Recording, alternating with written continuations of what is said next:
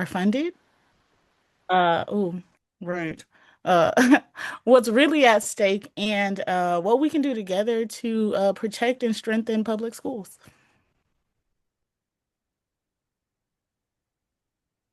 So we can, there we go to our next slide and kind of get into who we are. We are MEJC, the Michigan Education Justice Coalition. It is a statewide network of community organizations, and we're fighting for a strong public schools. Our vision is pretty simple. We want every child in Michigan. We believe that they all deserve an anti-racist, inclusive, fully and fairly funded education, no matter their zip code. Uh, we focus our work on two main campaigns. It is the Healthy and Healing Community Schools and our school funding, which is going to be our focus tonight. So our school funding campaign is guided by the MEJC School Funding and Revenue Committee. This group brings together leaders from across the state. They use research, community input, and expertise to push funding that's fair and also rooted in the voice of actual Michigan parents and students. But before we dive into some of the work that we're going to do right now or tonight, we want to give you a chance to quickly look back and see how school funding in Michigan has worked and how it hasn't worked in the past few decades. So I'm going to pass it over to Rochelle, our director. Hello, everyone, and good evening. My name is Rochelle Crowhercher, she, her, and I am the director at the Michigan Education Justice Coalition and coming to you from Shelby Township. I see somebody from Northern Macomb County in the chat. Uh, Hi, neighbor.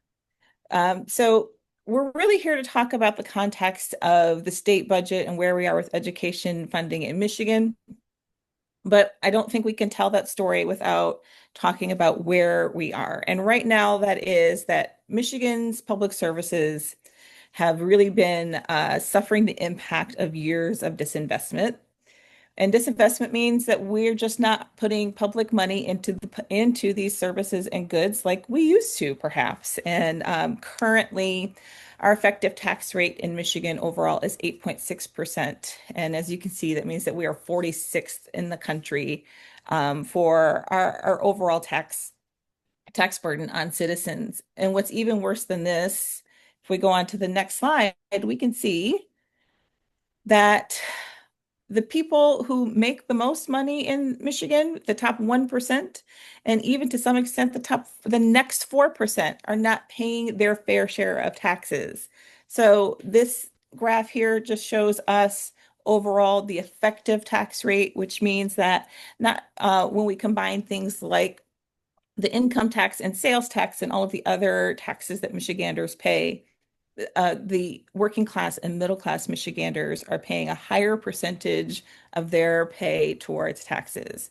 So, to illustrate this perfectly, Betsy DeVos, who is a billionaire, pays a lower percentage in taxes than classroom teachers right now. And we don't think that's fair, and we don't think that it's right.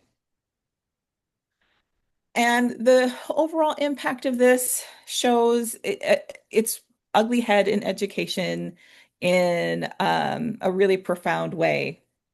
What this graph should show us, I think there's a line missing, is there we go, that when we adjust for inflation, Michigan's investment in education has been going down throughout most of the most recent history. The exception of in the past couple of years, we have started to make gains. But really, today, when we adjust for inflation, we're really around like 2004 levels of funding for education.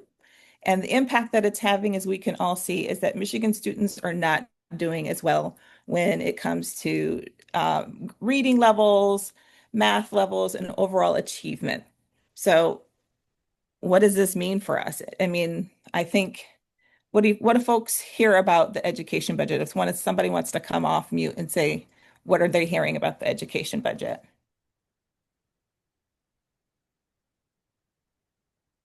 If not, I'll pop in. Because one of the things that I hear in the news right now is that Michigan has spent is spending record amounts.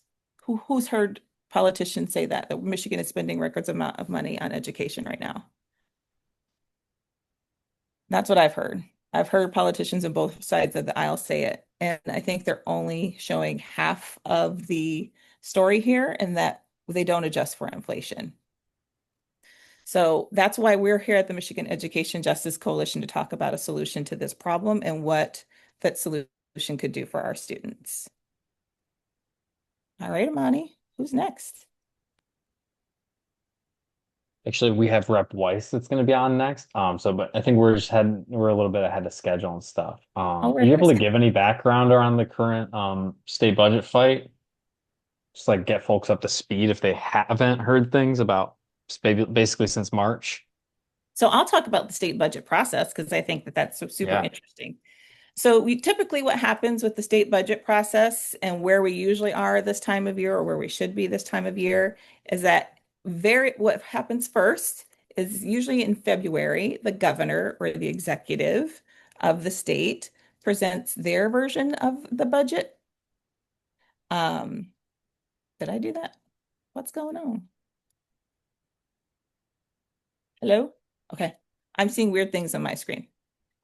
That's fine. So typically the governor presents their budget in February based on estimates of what's going to come into the coffers. And then from there, the Senate will present their version of a budget, usually sometime in March or April. And then the House does the same thing. They present their version of a budget in March or April. And then from all of those budgets and all of those bodies, a group of folks gets together and forms a conference committee, and they negotiate between all of those different bodies what's going to happen and what the budget is actually going to allocate and what the budget is actually going to fund and what those funding levels will be. And they use different estimates to say how much money is going to be in the different pockets of money, like the school aid fund.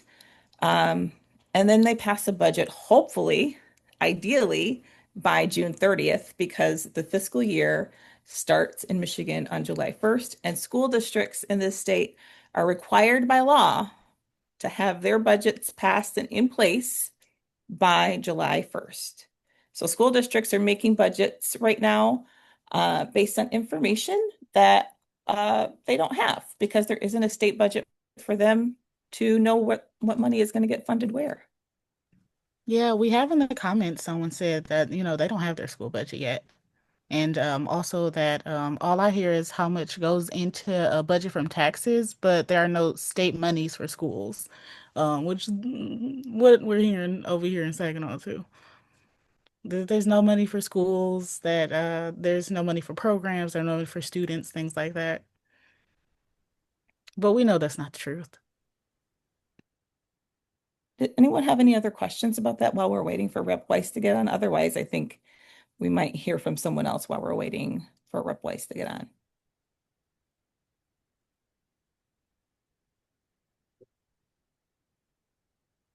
No questions, no comments. Hi, I have a question. Can you hear me? Yes. Okay. So, as of now, the feedback is that the funding they can see to the end of September. What happens if they don't come to an agreement by the end of September? I Or think they it don't will. pass a budget by the end of September? So, what will happen more than likely is that will be, unless they come to an agreement about other things, will be in what's called a partial state shutdown. Schools won't necessarily shut down on October 1st, but some non-essential state services might be closed. For example, like the state parks might close and things like that.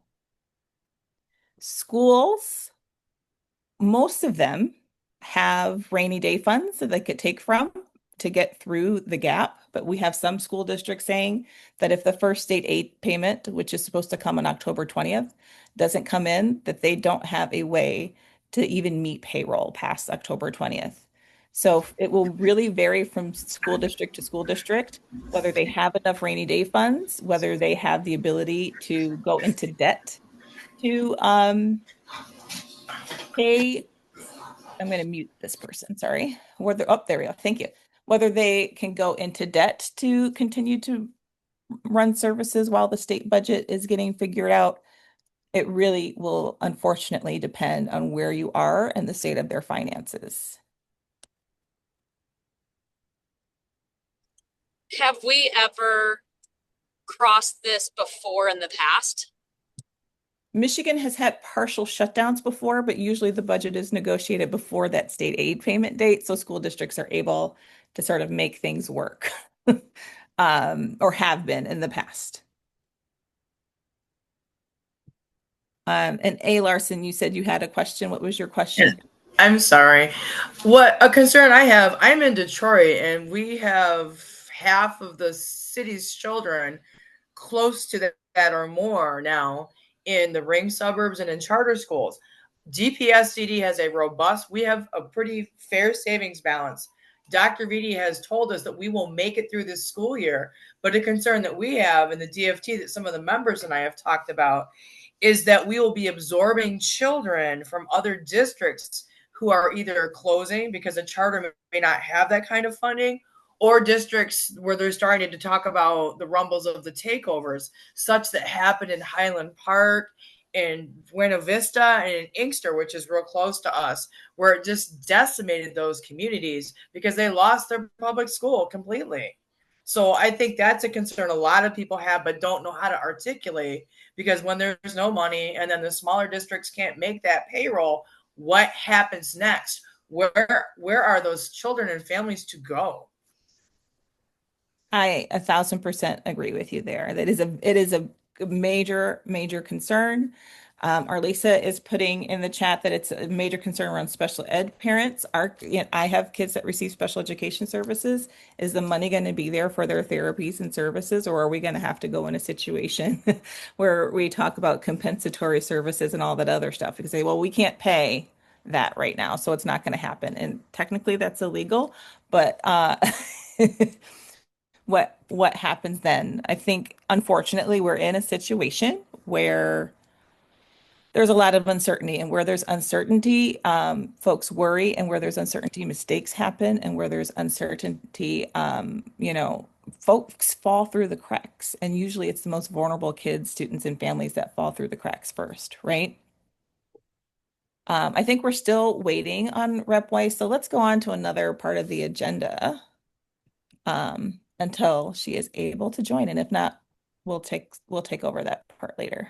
Yeah, awesome. What we can do is hear from some of those who are more directly impacted from this lack of investment in our public schools. We can hear from one of our students and an actual parent. And I'll give us a minute to uh, get our slides up in there. But I will introduce one of our first speakers. She is our newest co-chair for our MEJC Youth Collective, and very proud to be working with her. Jihan, if you would like to go up and introduce yourself.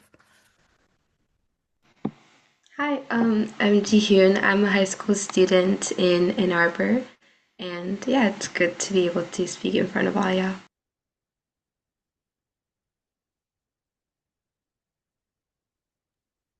And we've been doing some story of selves and just developing how students are sharing their story around these issues. So I would love for you to share yours. Yeah, so again, hi, I'm Jihyun, and I'm a high school sophomore in Ann Arbor.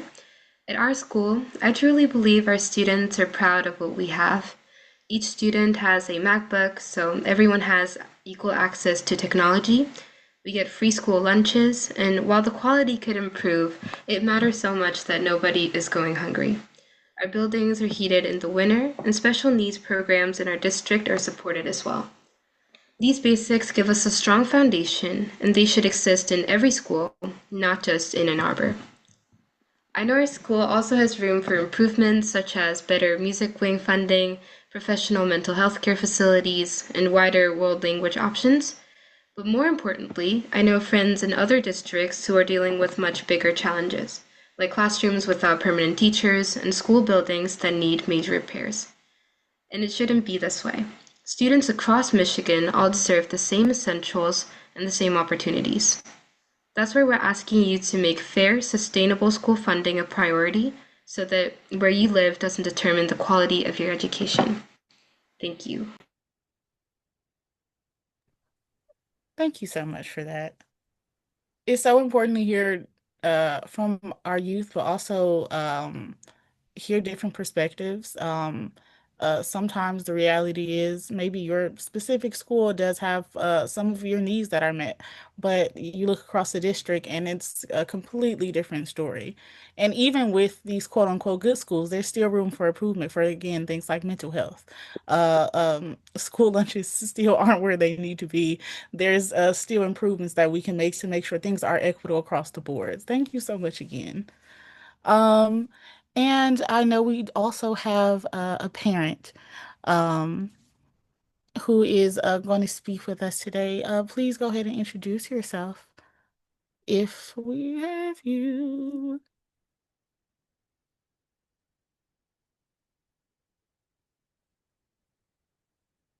And do we have Aisha on our uh Yes, if you're talking about Aisha Brown, it's me. I'm here. Hi, girl. I'm Auntie be over here struggling with the Zoom.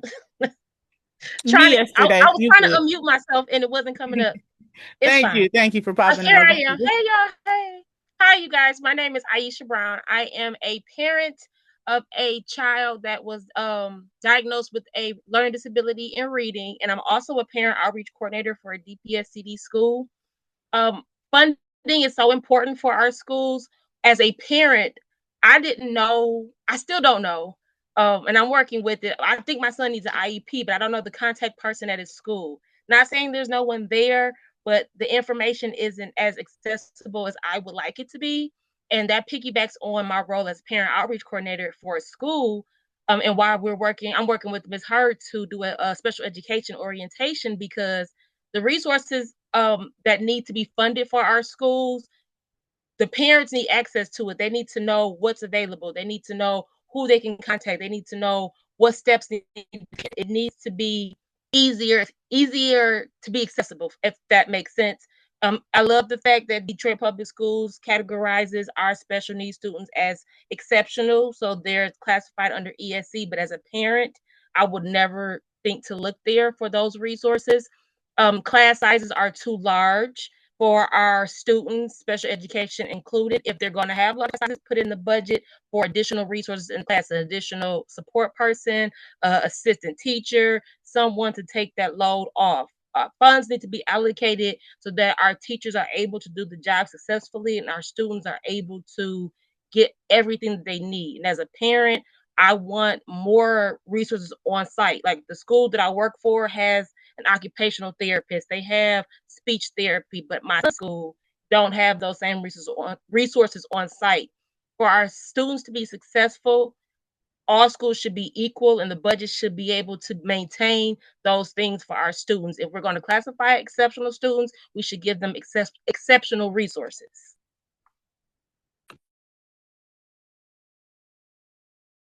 Period. You ate that. Thank you so much.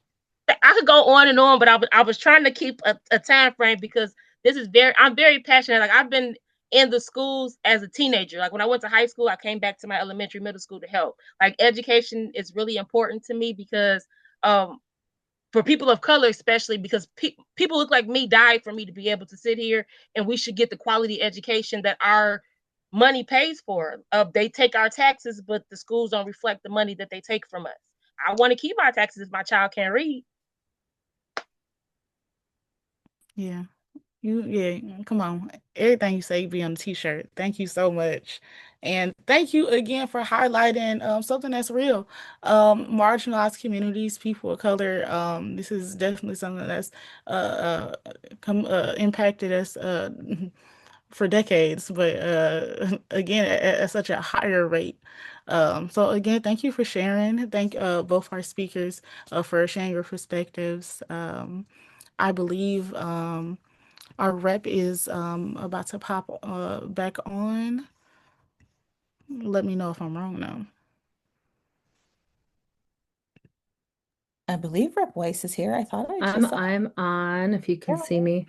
Okay. yeah, we're gonna. There's so many windows. Well, thank All you for right. joining, Rep Weiss. My pleasure.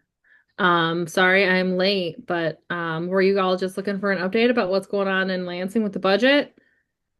All right. Um, so for those who haven't heard, I'm sure probably everyone on this call has, the House Dems, got to session yesterday and we were hearing about rumors that maybe a budget was coming that day, but there was no confirmation. And then less than an hour before we were going to vote, we got confirmation that indeed there was a budget that we were going to be voting on, a general fund omnibus budget bill.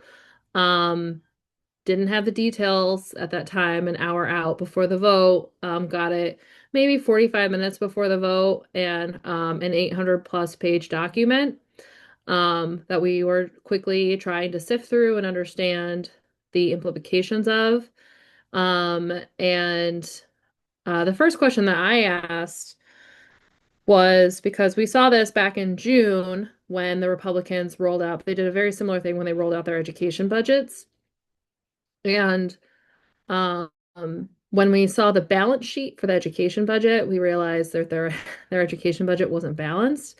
And so we really wanted to see that balance sheet. When I reached out to our House Fiscal Agency for the balance sheet for the budget, I was told that they would send it to me, but they wouldn't send it to me until later in the day.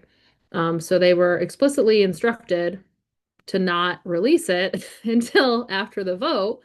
And so we were really united as a caucus, and in opposition to this, and it wasn't even really controversial. We had one member of our Democratic member who never comes to session, and when she does, usually comes to vote with the Republicans, and she did that, but no other member voted with the Republicans. It passed on party lines, with every Republican voting yes, every Democrat, save that one that I mentioned, voting no. Um, and uh, it really is. And if you've been looking and paying attention to the news today, coverage as we've continued to sift through this budget, it really is atrocious. A lot of the cuts that the Republicans have made. I'm still trying to understand, and I was told by our House Fiscal that there is no impact to school aid, but I do think that there is an additional amount taken out of K-12 for higher ed in this budget, another 100 million. And so that would put if you add in, and this is the part that I think it's important to understand on the school side, when you look at what the Republicans passed back in June, um, it was about $1.4 billion more out of K-12 into higher ed. And then they stole another roughly $700 million out of the MIPSR system, the teacher retirement system, by raising the MIPSR's rate on districts. So basically increasing districts' payroll costs.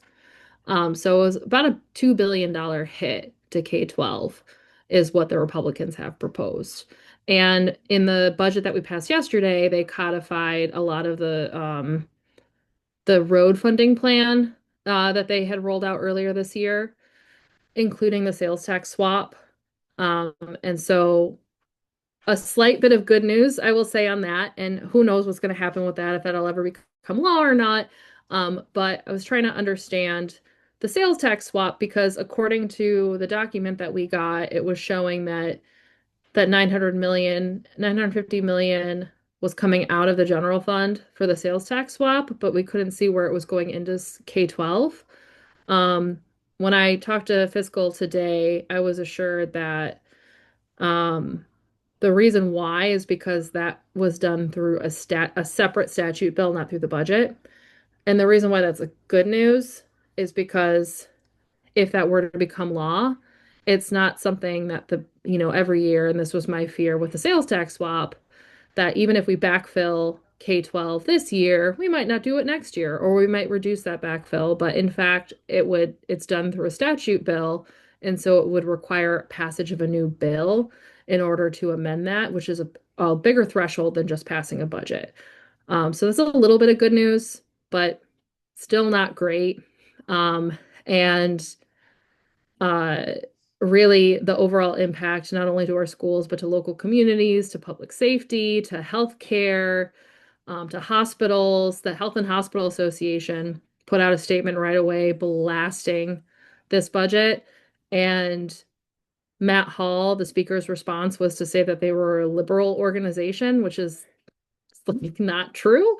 Um, but universally, like I got a call today just from like Delta Dental complaining about this budget. So we're hearing from folks across um, multiple sectors who are really concerned about the irresponsible budget that was put out yesterday, in addition to the irresponsible school budget that they already put out back in June. Now, the important thing to note is we are what, August 27, Labor Day is next week. We're about a month out, almost exactly, from the constitutional deadline that would trigger a government shutdown. It takes probably 2 weeks, really 3 weeks, but 2 weeks if you're really rushing to be able to fully draft and get everything ready for a vote. So really we have about 2 weeks, a 2 week window here to negotiate a final budget bill before we are inevitably going to be in a shutdown situation. We've already been hearing from a lot of our school partners across the state that have been sending out messages to parents, informing them that they don't know if they're going to continue their meal program starting in October, when the fiscal year starts. We've heard of districts canceling school safety contracts because they don't know if that money's going to be there. We've heard of layoffs that are happening. All of these are real impacts that are happening right now and damage that, frankly, has already been done for this school year. But the longer this goes on, the worse that is. And the main person who is causing all of this chaos is Matt Hall, is the Speaker of the House. And his caucus, frankly, is complicit. And so particularly if you live in a Republican district, definitely encourage folks to reach out, encourage other people that you know to reach out to their representatives and demand that they pass a budget immediately, a school budget immediately, that restores funding for things like meals for at-risk, for ELL, which has become a political hot potato. They've like have been saying behind the scenes that they don't want to fund ELL, even if they fund the other things. So ELL is really important to stress. Funding for rural and isolated districts, funding for school transportation, funding for pre-K, funding for career and technical education, all the different factors of the budget that are really important that we want to make sure continue to be funded. Reach out to your representatives and demand that they pass the budget, demand that they include those things, and particularly reach out to Speaker Hall because he needs to hear from as many people as possible across the state that he is failing and he is not doing his job. And last week on Thursday, the Republicans put up a resolution that would have, if it had passed, would have created a ballot, put something on the ballot for a constitutional amendment to say that if the legislature did not pass a budget by July 1st, then they would no longer be paid until a budget was passed. The funny thing about that is that if it got on the ballot and passed, it wouldn't go into effect until the year 2028. So the point that we were all trying to make was, hey, or, we could just pass a budget now. And when I was talking to the press yesterday, the point that I made is when, if somebody doesn't do their job, you don't stop paying them, you fire them. And the ultimate measure for accountability that we have for elected officials are elections. And so we are really encouraging folks to make sure that they let their representatives know that if they do not do their job, they will be held accountable in November of 2026 or in August of 2026 if they're in a safer seat and could be primaried. So definitely encourage people to reach out to your representatives. Definitely encourage people specifically to reach out to the speaker and to demand that they get into a room and start negotiating and pass a common sense budget that restores funding for schools and that we don't steal a single dime from K-12 schools to pay for anything else. Oh, and one other thing too, just to give you an update since I'm talking. Um, we didn't have session today, but we did have education committee. And in education committee today, very important work being done, including a bill to mandate that um, children in schools only use the bathroom of the gender of the sex that is on their birth certificate. So that was the important work that we had to take up today.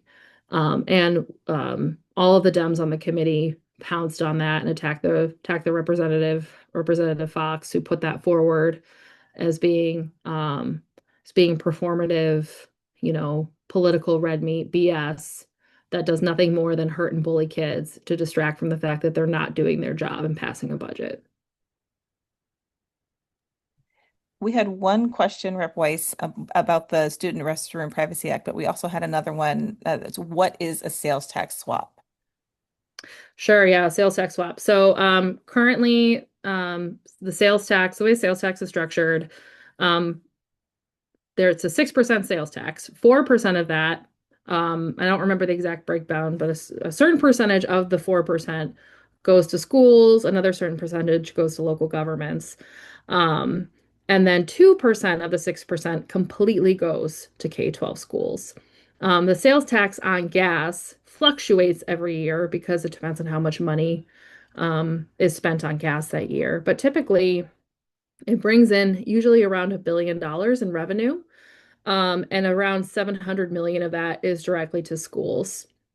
Um, what the Republicans have proposed and what the governor has also called for is eliminating the sales tax on gas and then also at the same time raising the gas tax so that there's a net zero impact on the consumer in terms of how much they're paying. But instead of the money that's generated going to schools and local communities, it instead goes to pay for roads. Because the sales tax is written into the Constitution, you can't redirect sales tax to anything else other than what it says it needs to go to. But this is a way to get around that by just because we can't eliminate it, we're allowed to do that. And then by raising the gas tax, which is something that we can just change with a vote with statute, that's a way to redirect those dollars to go to roads. The concern that I have always had about that proposal is that we're trading essentially constitutionally guaranteed revenue for revenue that is at the whim of the legislature. Um, and so I'm still concerned about that, even if it does require a vote by statute to change it. I'm still concerned that in the future, if the legislature were to decide that they wanted to take more money or lower the amount that the school aid fund is being reimbursed, they could do that with a simple majority vote, versus what they would have to do to amend the Constitution. Thank you, Rep. Weiss. We really appreciate that update. It's been hard for even those of us who do it day to day to keep track of everything. So I appreciate you updating us on what seems like a very difficult situation in Lansing right now. And for folks on the call, we have a link there to tell Michigan legislators that we need an education budget now. And there'll be some other things that we give you guys to do, because this is obviously super important. We need to get our schools funded. But thank you so much for joining us. Absolutely. Absolutely. And Rachel, if it's all right, I'm going to also put in the chat Matt Hall's phone number. So if everyone could also just give a ring to the speaker's office. Yeah. Let's get on it. Let's get your parents on it, get your colleagues on it. Let's blow line up. Thank you again, Rep. Weiss. Now I would like to actually introduce Moira, who is from Eros, and they're going to talk about the federal context of education, and what's going on currently. Take the floor. Thank you, Amani. Hi, everybody. My name is Maura. I'm with the Alliance to Reclaim Our Schools. We're a national organization, and we work with organizations like MEJC and other partners across the country working on education justice issues, funding, and making sure our kids are taken care of. But a lot of our work is focused in DC. And so as I come in tonight, I know you haven't heard that great of news, and I have to tell you, it's not going to get much better on my end. But I'm going to give it to you straight. So if we can go to the next slide. So what's happening federally? So federally, we are dismantling the Department of Education.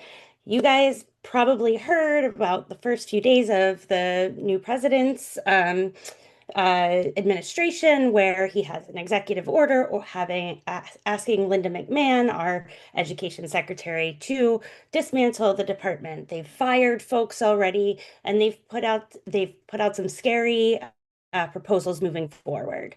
But first, before we even, not first, I guess after that, what we saw was the reconciliation process that happened in this from about February until the July 4th signing of the One Big Beautiful Bill Act. And in that act, there were devastating cuts to SNAP, to Medicaid. Impacts on, children are immense with those programs. A massive expansion of ICE. We've already seen our students being attacked with ICE agents coming on campus in different places across this country, right? And it included the first ever federal voucher program. So, we've also seen the administration implement or try to implement kicking undocumented babies. So we're talking 0 to 5 out of Head Start and pre-Head Start in tax breaks for some of the wealthiest. So Betsy DeVos, Elon Musk, they're all doing just well, just fine. And right now, like at this moment, we're in the middle of the budget appropriations process, right? We are working to get a budget at the federal level. That deadline is September 30th. And so what we've seen leading up to that have been different plays to try to hold money back from our states and from our school districts. And that's called an impoundment. You probably heard about $7 billion that was held back earlier this summer. I'll talk about that in a moment. But we're also worried in this moment, leading up until September 30th, about potential rescissions that could happen. So that's money that's already allocated that should be dispersed and might be withheld. And there's some, legal concerns around that as well. So I just want to go to one of the biggest parts of this, the impacts of the federal administration right now with the One Big Beautiful Bill Act is Medicaid and how it implements or how it affects our schools. So there are approximately 70 million children, pregnant women, parents, adults, people with disabilities on Medicaid right now, right? And that's as of a couple months ago of the last count. Children represent about 48% of that total when we add Medicaid and also CHIP, the Children's Health Insurance Program, on top of that. So in the One Big Beautiful Bill, there are new work requirements and administrative burdens that could pose, cause the parents of children to have a gap in their benefits, to not have benefits, to have their benefits discontinued, right? There's also reductions in immigrant eligibility. So with that and what we already talked about with the ICE presence on campus, we could see effects for coverage of immigrant families. And 1 in 4 children live in an immigrant family.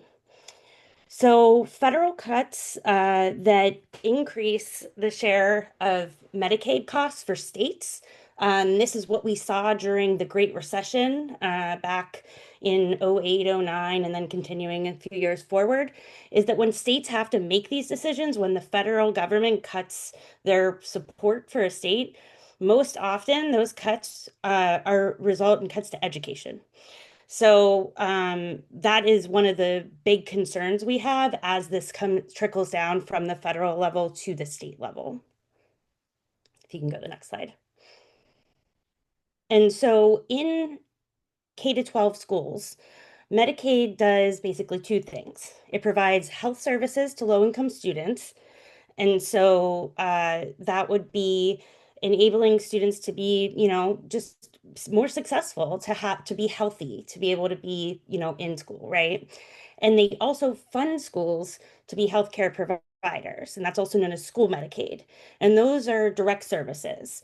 So it could be screenings, and it could be treatments, administrative services, things like that. All told, in the end, it's about $7.5 billion that fund education portion of Medicaid, right? So it's the fourth largest source of public education funding. So this is a huge deal, right? And that money can look different depending on where you live and what that allocation is. So if we can go to the next screen. Okay, I'm going to talk more about numbers in a minute, but I just want to kind of take us through the sequence. So one of the other things outside of the Medicaid and the ICE increase was the first ever federal voucher bill. And I talked about, this is a dollar for dollar tax credit match, right? Normally, if you say you donate to your animal shelter down the street, you get about a 37% match on your taxes. This is 100%. Um, and it's not great, right? We don't have any estimate on how much this is going to end up costing. There have been estimates from anywhere from $8 billion a year to over $100 billion a year that this could cost us in federal tax credits. So originally, it was actually way worse. Like, if you can imagine, this was originally you were going to be able to donate stocks. It was going to be for corporations, tons of bad stuff. And folks at MEJC, folks across the country really reached out and fought during that reconciliation period. And we won this $1,700 cap, right? We won that, it is now an opt-in to for our states, which may help some of them. And it removed a provision that talked about federal government not having control over private schools, which for us is a political sort of win, right? So it's not always bad news. I mean, this is where I say when we fight, we kind of win. Right now, that's a really good win because this environment is a little scary and it's a little hard to work within. So if we can go to the next slide.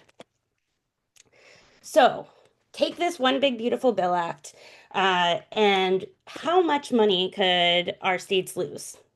When we had when an analysis was done, and this is from the Urban Institute, they were able to put all of the states into category. So I've thrown Michigan on here for you, and you're looking at about a $40 million, 15% loss from your state budget.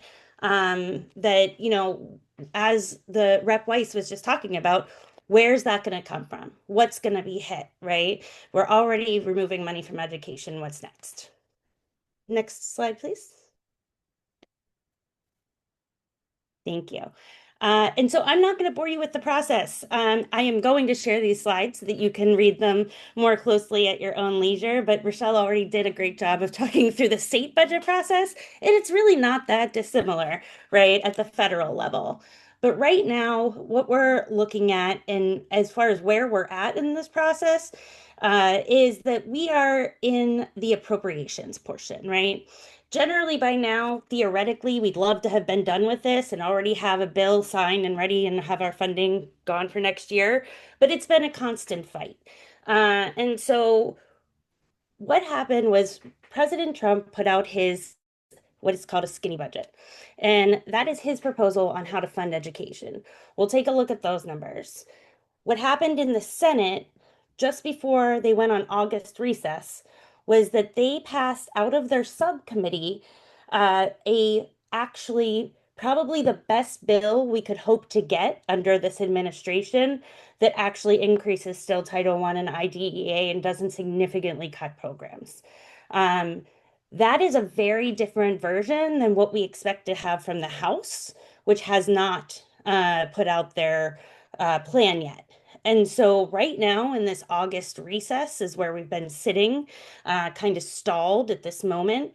And when they come back next week, we'll start to see this process move forward again, where you'll start to hear, call your US representative because these House members are really going to be critical in shaping what these budgets look like for our cities. If you can go to the next slide, Drew. So in Trump's budget, this is what we'd be looking at, right? It's a $12 billion cut to public education.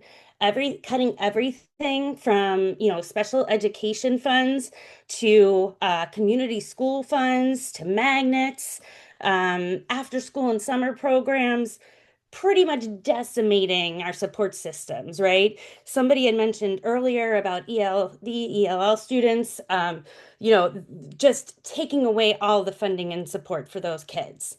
We can go to the next one. And so I'm providing you just like a little cheat sheet that we have together right now, which is kind of where Trump's proposals were, right, compared to this past year's budget, where the Senate proposal is, and what we're waiting on is this House question. And so we'll be activating over the next month to really hoping folks can move to put energy in to get this funding because of the way that it really affects and rolls down to our cities. And so one other thing that I'll drop, and I think it's on this next slide, but I'll drop everything in the chat, is that we have a calculator that we've worked with some of our partners at NYU and in ELC at the Education Law Center to pull together that you can look up your school district and see exactly how many dollars you'll lose. And that's for every school district across the country. And it also has like a little fun comparison of how many Chromebooks that equals and how many teachers. So I will drop those resources in.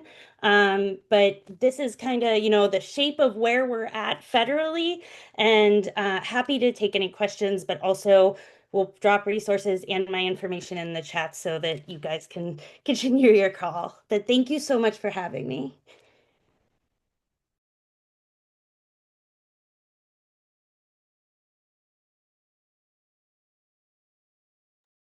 Monty might be busy, so I'll pop in. Thank you, Moira, for joining us, and thank you for the Alliance to Reclaim Our Schools and all the support that they provide to organizations like ours that continue to try and understand the federal context and the federal budgets and activate our parents and community members to help make a difference in organizing the organizers a lot of ways. Did anyone have any questions for Moira?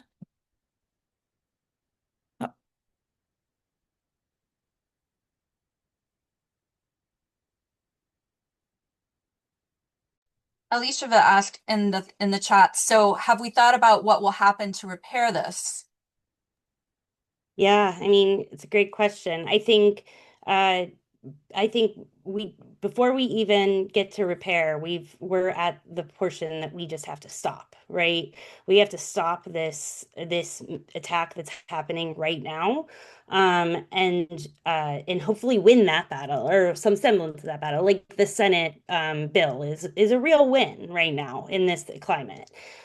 So we have to look for that. But then, yes, of course, we know that for a long time, education hasn't worked. Public education hasn't worked for some of our kids, but we believe and we know that it can, and that this is the path for, an educated and wonderful citizenship and country that we all want to live in.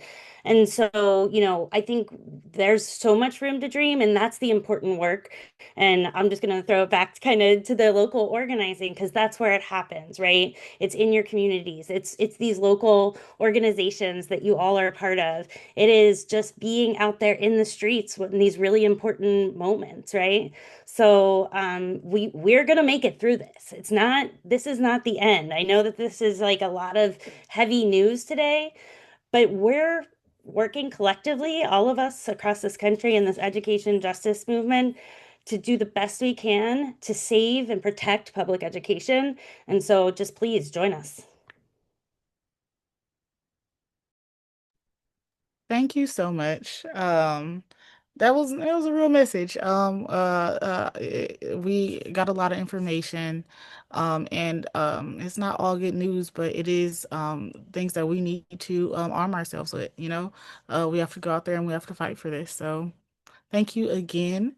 We are going to pass it along to Molly Sweeney and a 4-2 Forward and the MEJC Revenue and Funding Committee to go through MEJC's budget acts for this year. Sure. Amani, will you share the slide? Yeah, thank you. Hi, y'all. I'm Molly, coming with Henry from Rising Voices. I'm with 482 Forward. We're partners in MEJC, and we have been working for the last 10 years to make sure that we have a robust movement in Michigan to continue to push the legislature to not only grow the pie for Michigan schools, but make sure that it's spent the way that we know it needs to be spent, right? We don't want to just rely on our legislators. We want them to make sure that they're doing things that are right by our communities. And the MEJC Revenue Committee, our golden star is something called the School Finance Research Collaborative Report, which was a report that came out in 2017 that calculated what it would take for every student in Michigan to be funded for what they need to be successful. And we call that weighted funding. So everyone in Michigan, each student gets a per pupil funding. That's the same across the same across every student. And weighted funding means that if a student has more needs or is coming from a community with more needs, they get a little bit more money in the state formula. So for example, if you have more students who are non-English language speakers, that student would get a little bit more money. If you have more students that are special education, they would get a little bit more money. If you live in a really rural district with more transportation needs, called an isolated district, your students would get a little bit more money. And there's a bunch of categories like that. And that's called weighted school funding. And really, it's the most fair and just way to fund our schools. And if we did that, that report said that we would need an extra $4.5 billion a year to make sure every student in Michigan got what they needed. So every year we're fighting to make that report real because they have recommendations for each of those categories of students.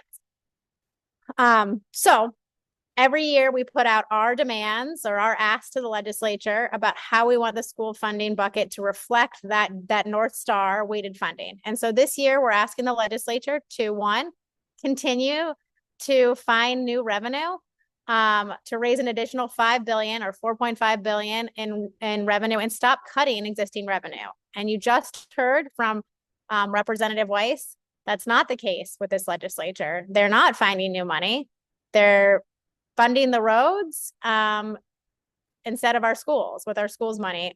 Superintendent said it pretty plainly, I thought, was we're prioritizing potholes over preschoolers. So that's not happening. But we are asking for a few things this year. We really want to invest more in recently established 31A or at-risk weights. These are communities, and actually, Alicia, a lot of these overlap with what Alicia about put in the chat, is these are communities that are more concentrated poverty in the state. And a lot of those are working class communities, communities of color. So we want to invest more in what we're calling the 31A at risk. That is a $10 billion investment over time. We want that to be fully funded. We want them to increase funding for special education. Last year was the first year that the state had a per pupil allotment for special education. We want that to continue and grow. And then we want mental health services to continue to grow. There was a $300 million allocation for mental health services for students, and that was cut in the Republican budget, and we want that to be restored. And those are our big three asks this year to continue to keep us in line with the School Finance Research Collaborative. The other is, there's a few more, a long sheet that Drew and Rochelle can share in the chat. The other big one we're looking for is ELL, students who speak different languages. There's been a very big growth of students who don't speak English coming, and so we want to make sure that's fully funded also.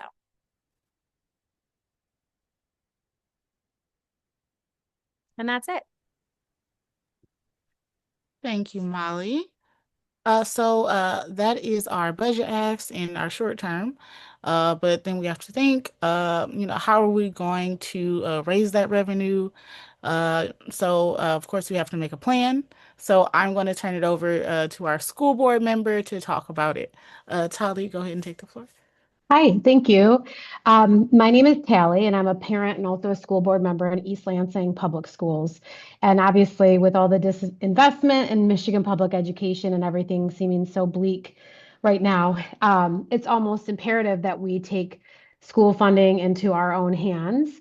And that's why I personally have gotten involved in the Invest in My Kids ballot initiative. And what this initiative is, it calls for a 5% surcharge or an extra tax on the wealthiest folks in Michigan. So single filers who make over 500K or dual filers who make over $1 million a year together.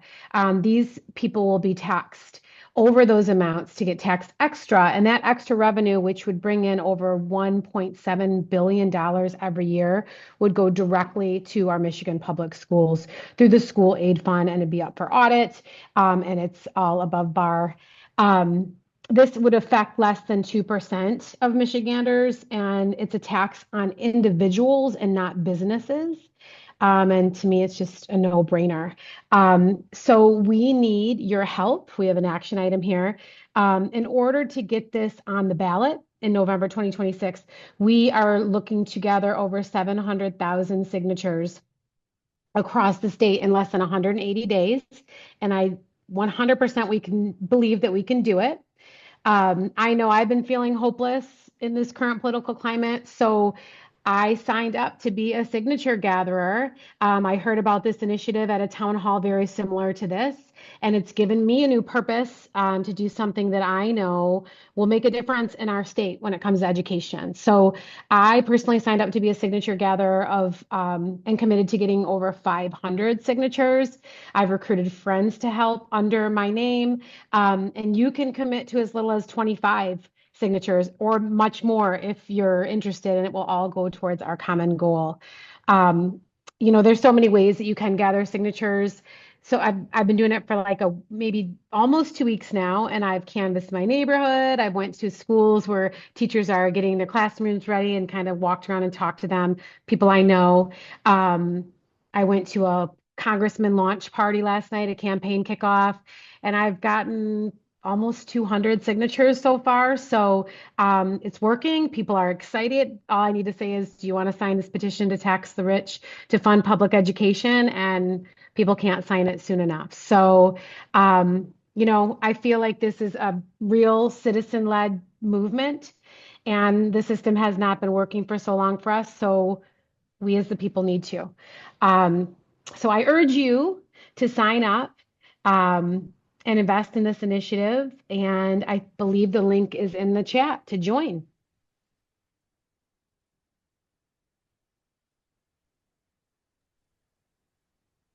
Let's see. Yep, that link is in the chat. Again, sign up. Even if you can do 25 signatures, 200 signatures, we don't want to limit nobody. You can do 1,000 signatures. Again, every signature helps us go get to our goal. Right now, I am having a competition. I don't know if they know it, but with the other cities to see how many Saginaw can get versus some of the other districts out there. So, I mean, y'all won now, but yeah, we in competition mode. Um, but also, again, like to thank you for those inspiring words. And now we want to hear from you. What can Michigan schools, or what could Michigan schools look like with a fully funded and fair schooling? Nothing is off the table. Um, the only limit is your imagination. What could some of these schools actually look like if they were fully and fairly funded? All right, welcome back. Welcome back. Y'all know y'all snatches out them rooms at the wrong time. I saw the 2-minute warning too. I was trying to hurry up and talk fast. And as soon as I was getting it, y'all snatched me back. I see no. every time I leave, they keep pulling me back. Oh, well, listen, we trying to have a few people unmute and share. If you want to share what you were talking about in y'all breakout, give you some time to kind of build on that, feel free. The young lady, well, first of all, I was bounced around. I didn't realize I was moving around. And finally, I ended up with Miss Megan. And I like the fact that she isn't a parent necessarily affected by some of the things we're fighting for, but she sees a problem and she's wanting to stand with us to make a change. And I love that. Yes. Okay, period. And what about you? Did you have any things that you want to share in particular? What was your dream school? I'm sorry, were you asking me a question? I I had a phone was. call. I I'm was. sorry. I'm What was the sorry. question, Carol? I'm sorry. I was just asking, what about you? What did you say was some things that you saw for like your dream school or like your fully funded school? Well, no, we never got to that. She was more so I was letting her vent because her headspace was what's actually going on now, and we didn't really talk about our dream schools. But if I had to say what my dream school would be, I would love to have access to a library that children want to actually go visit so they can work on reading. Like, I love reading. My dream house would have a library with letter. Like, I love books. I even put some in my office so the kids that come visit me, they'd be like, "Oh, Miss Aisha, what's this?" I'd be like, "Take it. You can take it." I took them from the library, so have them. So my dream school would have access to unlimited reading materials, um, additional supports for our teachers so our students are actually learning and it doesn't feel like a prison. There's so much correction being done that there's no teaching being done. I It's like love bona fide babysitting at this point. So more parent involvement, people wanting to stand up for a change. I could go on, so let somebody else talk, girl. You know I'm I'm about to long winded. say, no, listen, that's why I was like, I'm gonna let her cook. I'm gonna let her cook. I knew you was gonna have something for me. Thank you.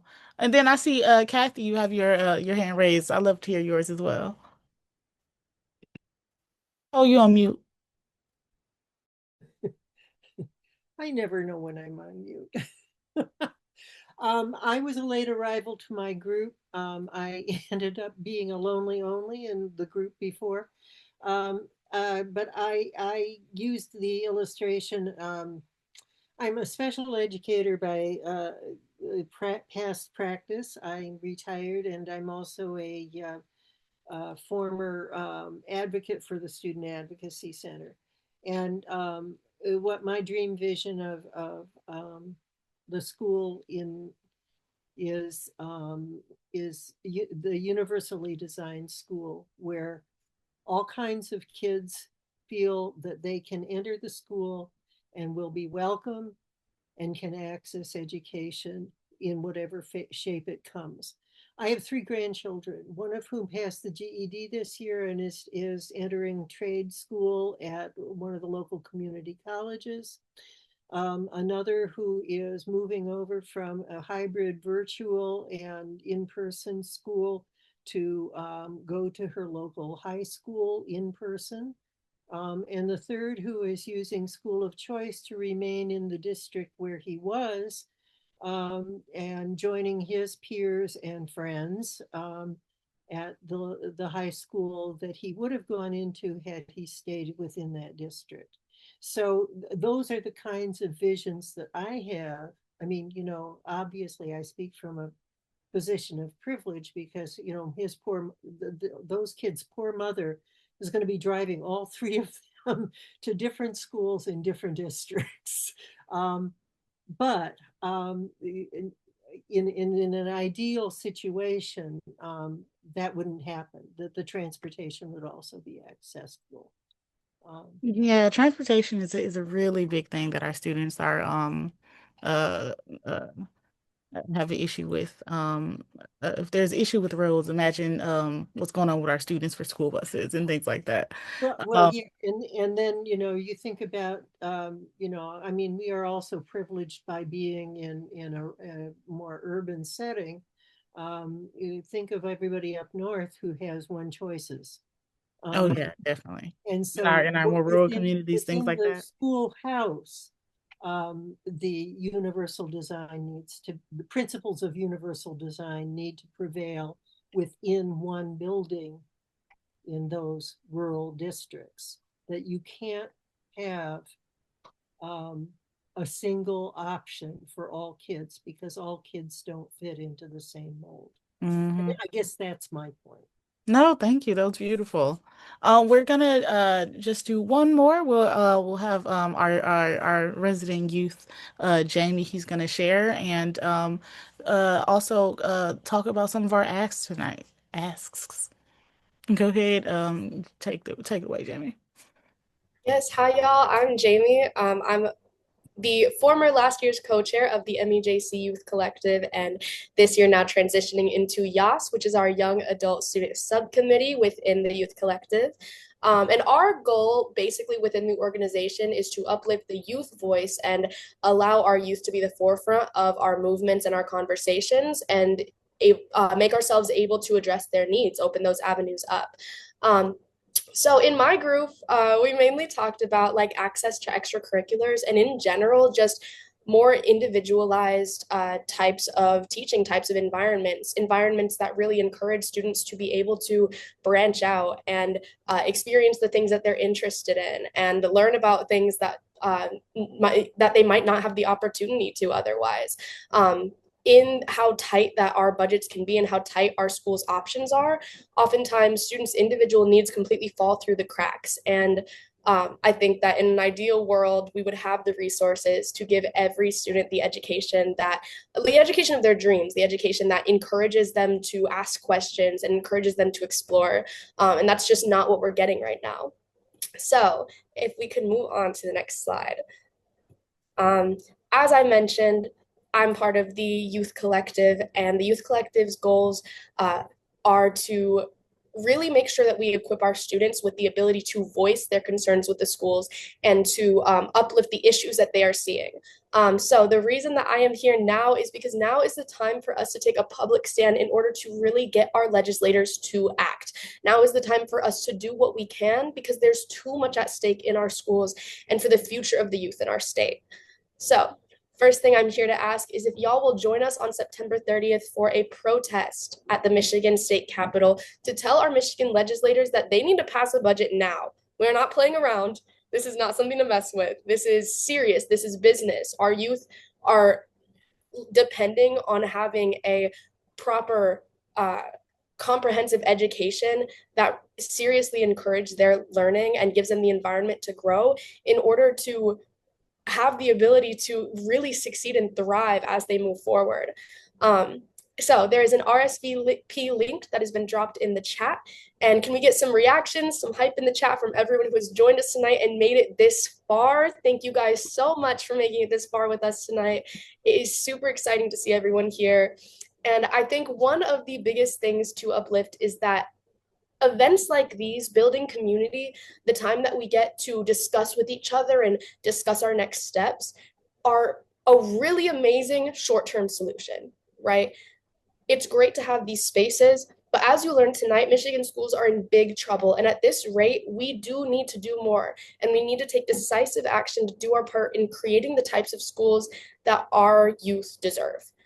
So you guys heard about Invest in My Kids earlier, and now I ask that you guys make a commitment and join us in collecting signatures to tax the rich and fund the education of our youth, which is such an imperative prospect for our future generations of people.